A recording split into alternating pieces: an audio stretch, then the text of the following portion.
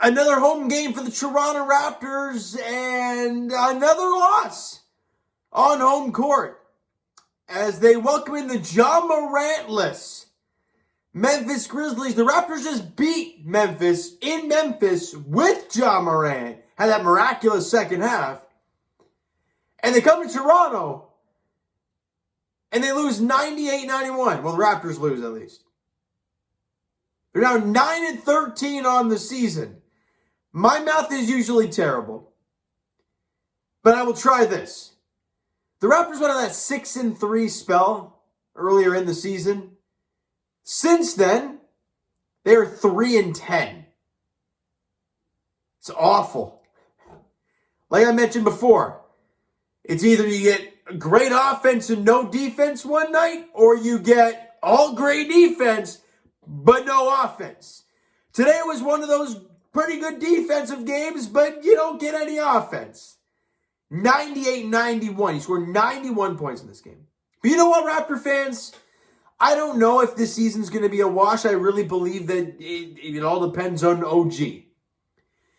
Because we heard before the game, if you listen closely to Nick Nurse, he was saying how OG was not getting better. Basically trying to hint that it may be getting worse. OG's not going to be back anytime soon. And we're clearly seeing the way this team is playing without arguably your best player on the team. Or at least to start the season, him and Fred. So with that being said, guys, instead of me sitting here and ripping this extremely young team, expecting him to win every game, which we would love, I'm going to start grabbing positives from games and dwelling on those. For example, Scotty Barnes was great again tonight. Who doesn't want to talk about this kid? Yuta Watanabe gave you a great punch off the bench. And that's something that he needs to implement into his game. We need that off the bench. So we'll talk about that more specifically. But let's break down this game first. Quickly. First quarter, your offense stinks. It's flat out garbage. 27-18 after 1. You're down 9 at the end of the first quarter. You can't even crack the 20-point plateau. Just an awful start to the game. We go to the second quarter and a little bit better, but at least your defense picks up. You only allowed 23. You still only scored 21. The Raptors score a total of, get this, was it 41 points? No, 39? 39 points in the first half, man. 39! Luckily, their offense wasn't much better. They score 50, which is kind of normal. And you're down by double digits at halftime. And your offense has been dreadful. You need some punch in that third quarter. Well, you do get some punch. The Raptors scored 28. They only allowed 20, plus 8 in the quarter. They're only minus 3 going into the fourth. But in the early goings of the fourth quarter, they make a little run. They get their lead back up, and they don't look back as they win the fourth quarter, 28-24, and win by 7, 98-91. Precious Achiuwa was awful. Look, he's shown some bright spells, like that one 17-point quarter, I believe, against this Memphis team. I believe it was. He had 5 points and 5 boards on 1 of 8 shooting. 1 of 8! It's just awful. For your 5, you want a guy to be efficient a little bit. That's why Khem Birch was great. That's why guys like Ibaka and JV were so good. They were always over 50%. JV was up near 60 all the time. So we loved it. As much as he didn't shoot the 3 and defensively, he was always going to give you that. But Precious Achiuwa, man, 1 of 8 from the field. That ain't a pretty game for him whatsoever. Pascal Siakam, people are going to go nuts on him, as they always do. And this was much better. But again, it still develops into a loss. 20 points, 6 rebounds, 5 assists on 9 of 19 shooting. 1 of 6 from three-point range. 1 of 6. And 1 steal and 3 blocks. You know what's wild? And I want to post something out to you guys.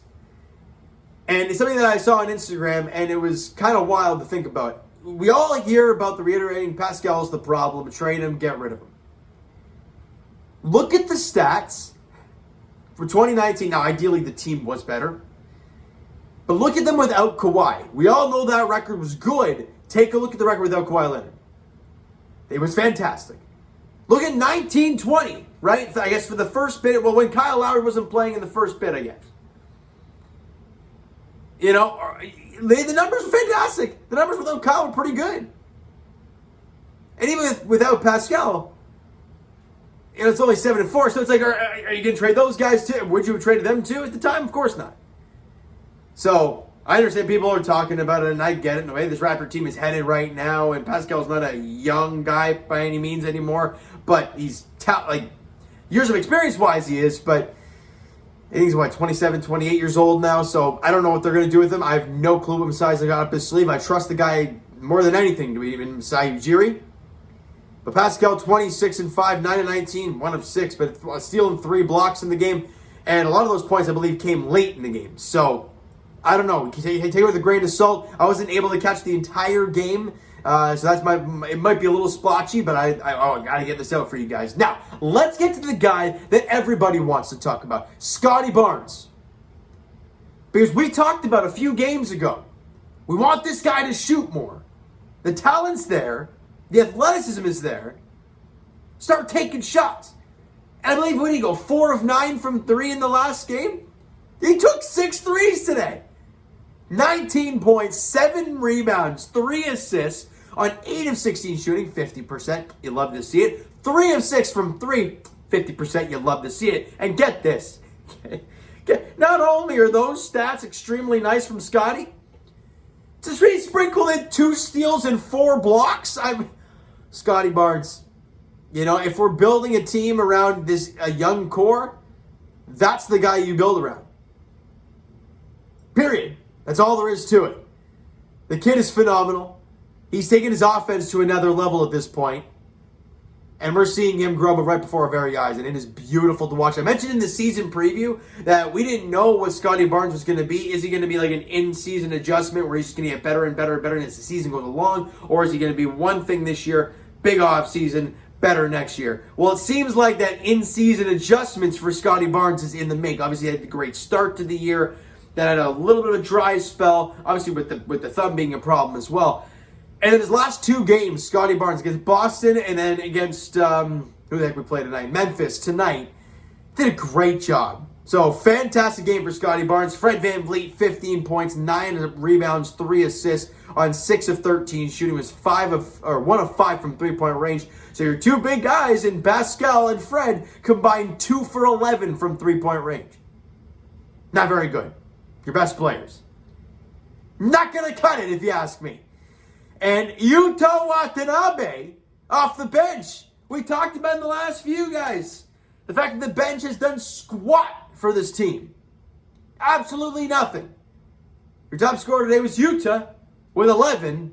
Well, at least he had a guy in double figures. He had 6 rebounds as well. 4 of 9 from the field. He knocked down 3 threes. He shot 8 threes in Utah. But he was 3 of 8, so I'm totally fine with him shooting the 3. Man, oh man. Guys, I think we can all agree. Defensively, you know what you're getting from Utah. The question is, what are you going to get offensively? Well, 3 of 8 from 3-point range, I'll sign me up for that any day of the week from Utah Watanabe. Great game for him. All right, let's get to the team stats. Memphis didn't shoot the ball well at all either. Obviously, they only scored 98. 39% from the field, 29% from 3-point range, 84% from the free throw line. The Raptors shot 40% from the field, so still not any good. 26% from 3-point range. Ugly! And 75% from the free throw line. May I add again, they did not have Ja Morant in this game. And it was still ugly. -10 on the glass. -7 in the offensive glass. It's terrible. Second chance points off of those 7 offensive boards. The plus 7 offensive boards for them. They're +9 in second chance points. And in points in the paint, the Raptors were -10. Just getting bullied around out there. You only lost by 7. Those stats are pretty skewed, but Still not good at all for the Toronto Raptors. And as I mentioned, if I'm not mistaken, they're 3-10 in their last 13. They are in a downward spiral fast.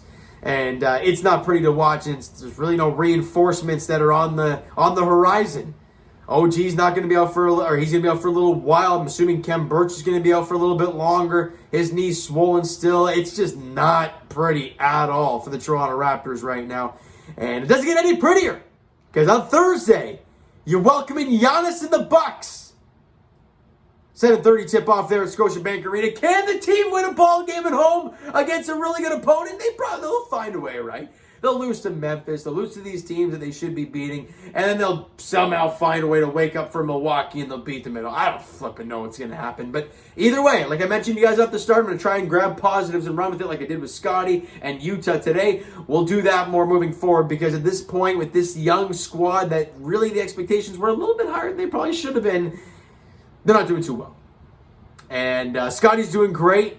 Utah did a great job today. And that's where I'm going to leave it, all right? So you know what, guys? That is going to do it for this one. If you enjoyed the video and did not enjoy the game, but you loved Scotty Barnes in this game, smack the like button to appreciate that. Hit the subscribe button. You guys not already. Comment down below. Thoughts on the video, thoughts on the game. Would you like, would you not like from today's game for the Toronto Raptors? The Twitter link is down below, so follow up there if you've not done so already. The Instagram link is down below as well. So follow up there if you've not done so already. And I will talk to you guys. Leafs edition, oh boy. Tomorrow, home, 7:30 puck drop, I believe. 7 or 7:30 against the Colorado Avalanche at Scotiabank Arena to start off the month of December. Let's see if the Leafs can continue their momentum from all of November, which was unbelievable. It was the record month for wins or points in a month for the Leafs. Insane stuff there in November. Can they continue in December? We'll have to wait and see. Tough team tomorrow, though, in Colorado at home. As for the Raptors, their next game is on home court as well. They continue the homestand where they're really not doing a whole lot. The Milwaukee Bucks come to town on Thursday night, 7:30 tip-off there.